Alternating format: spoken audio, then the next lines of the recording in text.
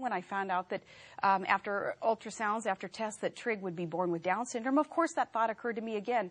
Wow, this is why a woman would be fearful of less than ideal circumstances and maybe think that a quote-unquote problem could just be swept away.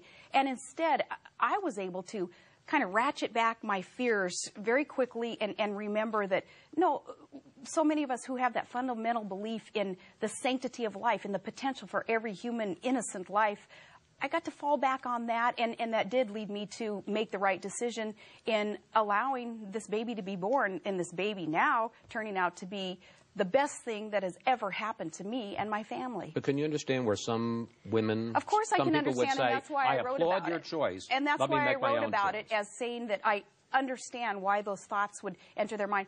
I want to empower women, though. I want, and if Trig is an example, and if Pam Tebow's son, Tim Tebow, is an example of the potential for every human life, then so be it. Let Trig be that example. I want women to know that they are strong enough and they are smart enough to be able to do many things at once, including carrying a child, giving that child life, and then perhaps if they're in less than ideal circumstances, as they're carrying a child while they're trying to pursue career or avocations or education opportunities, less than ideal circumstances, giving that child life, which it deserves, and then perhaps looking at adoption or looking at other circumstances after, but not snuffing out the life of the child. The second thing is your decision to resign as governor of Alaska. Yeah. With 17 months left in your term. You said, I wasn't going to run for re-election, so I was going to be a lame duck.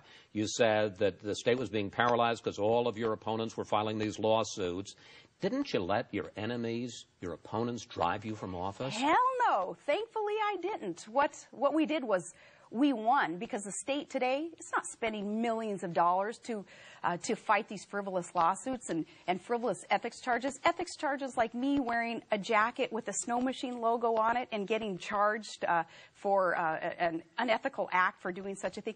Little piddly petty things like that were costing our state millions of dollars and costing me and my administration, my staff members, about 80% of our time fighting those things.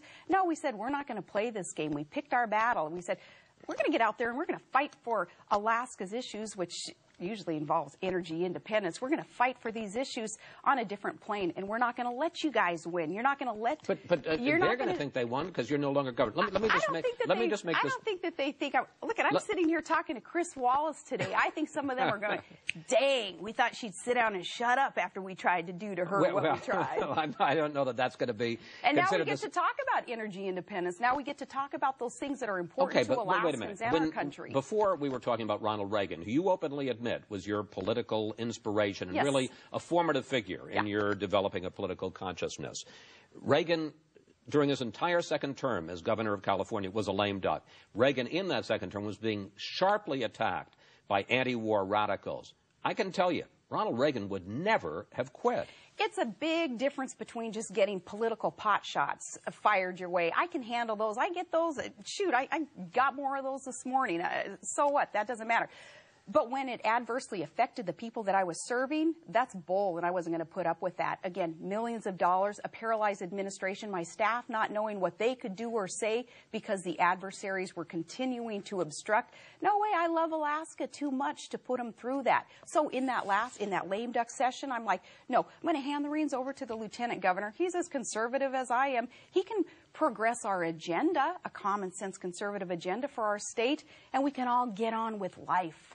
You talk about new pot shots. I think what you're probably referring to is that NBC has gotten a hold, I'm sure you've heard, of hundreds of emails in which your husband, these during your days as governor, your husband Todd exchanged views with state officials about a judicial appointee, about appointments to various state boards, a labor dispute. Was what he was doing appropriate? Absolutely. And, you know, there are so few people in the political world and the media world that someone like me that we can trust. my husband he's my soulmate, he's my best friend, he's my #1 advisor. I'm going to bounce things off Todd. Nothing confidential that couldn't be shared with others out there in the public. Todd never circulated anything that was confidential and hadn't already been circulated. But it's one thing to advise. He certainly had the right to express his opinion on things, too. But it's one thing to advise you. He was also sending emails to state officials. He was forwarding on emails. And here's another thing. Todd and I being, in some cases, thousands of miles apart, if I emailed him about something, say I was outside traveling, Todd's home, he's there at a desktop, and I'm telling Todd, hey, Todd, print this off for me. I'm going to grab it on my way home because I work off a BlackBerry constantly. For practical reasons, it helped, too. Todd helped as Alaska's first dude with no staff, with no office, being thousands of miles away during a lot of times with his job in Prudhoe Bay on the North Slope and commercial fishing. He helped with workforce development issues that meant a lot to him and people out there in the real world with Carhartts and steel-toed boots and hard hats trying to build this country. Todd helped in that respect. He never got into the minutia of the politics. Todd's too good for that. He hates this kind of periphery political bull stuff that we go through. He's not a part of any of that. And no, more power to Todd for being a good advisor and a good practical person with common sense solutions. We like to do a lightning round. Quick questions, quick answers. So I want you to play along with me here. All right. Attorney General Eric Holder, should he step down? Sure. He should, and I think Rahm Emanuel should step down, too. I think these guys are giving our president wrong advice, and for a variety of reasons, I would like to see them step down. But specifically Holder, why? Yes. Yeah, because of the way that we are treating these terrorists, allowing them our U.S. constitutional protections when they do not deserve them. Should the rule, don't ask, don't tell for the military be repealed? I don't think so right now. I was surprised that the president spent time on that in his State of the Union speech when he only spent about 9% of his time in the State of the Union on national security issues. And I say that because there are other things to be worried about right now with the military. I think that kind of on the back burner is sufficient for now.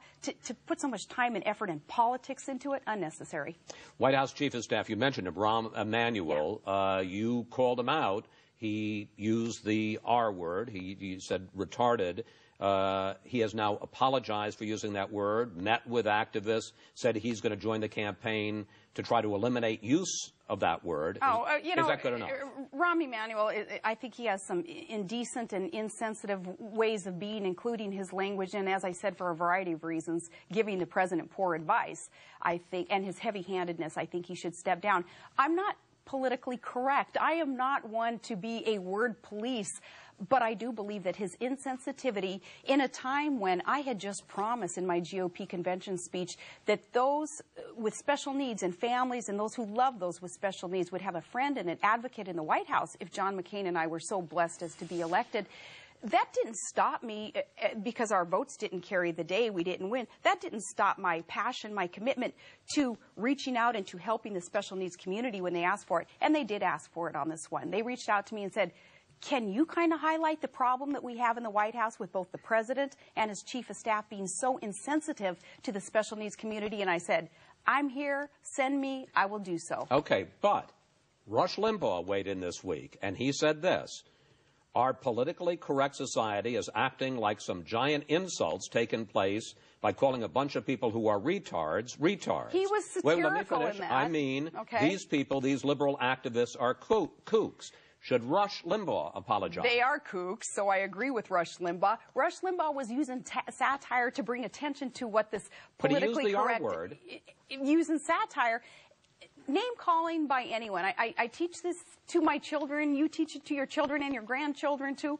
Name-calling by anyone. It's just unnecessary. It just wastes time. Let's speak to the issues and, again, But you know what some people are going to say, Governor, and have said? They say, look, when it's their political adversary, Rahm Emanuel, she's going to call him out. He's indecent, apologize. But when it's a political friend like Rush Limbaugh, oh, it's satire. I didn't hear Rush Limbaugh calling a group of people whom he did not agree with effing retards. And we did know that Rahm Emanuel, it's been reported, did say that. There's a big difference there. But again, name-calling, using language that is insensitive by anyone, male, female, Republican, Democrat, it's unnecessary. It's inappropriate. And let's all just grow up.